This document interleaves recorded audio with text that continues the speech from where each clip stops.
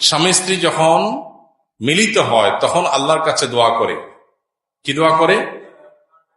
আল্লাহুম্মা জান্নিবনা ওয়া জান্নিবিশ শাইতানা মা রাযাকতানা।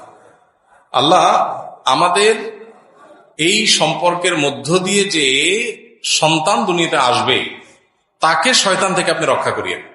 চিন্তা করার বিষয় যে জন্মের পর নবীজি দোয়া করছেন হাসান হোসেন রাদিয়াল্লাহু তাআলার জন্য, আর জন্মেরও আগে মা বাবা আল্লাহর কাছে দোয়া করবে, আল্লাহ আমাদের এই সম্পর্কের মধ্য দিয়ে যে সন্তান আসবে সেটা যেন শয়তানের আদার না হয়, সন্তান তাকে টার্গেট করতে না পারে।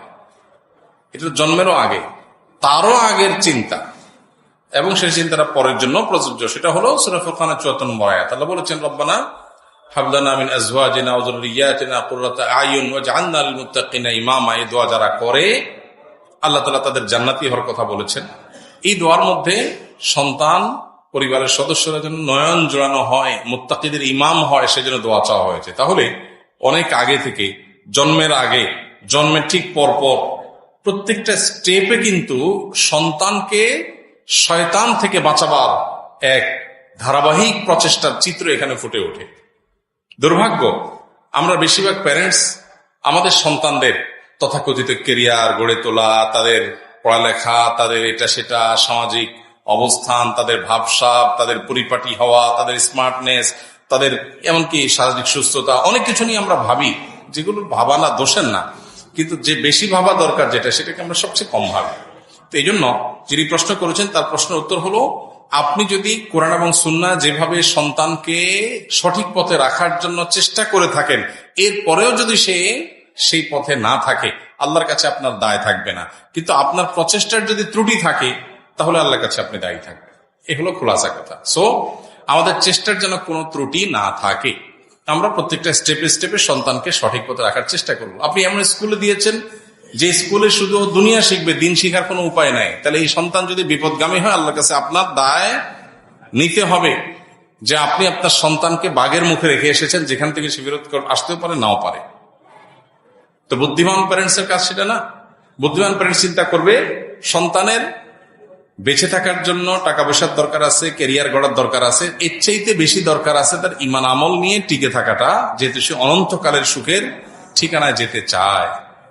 তো এই জন্য সে দায়িত্বটা সঠিকভাবে আদায় করার পর যদি ভুল করে সন্তান, বা সন্তান না শুনে, আপনার কিছু করার নাই। তবে সন্তানকে শোনাবার জন্য আপনি আল্লাহর কাছে কায়মের ওয়াক্তে দোয়া করা, চোখের পানি ফেলা, এটা খুবই কার্যকর একটা বিষয়। আমরা দায় সারা দোয়া করি, সেটা না।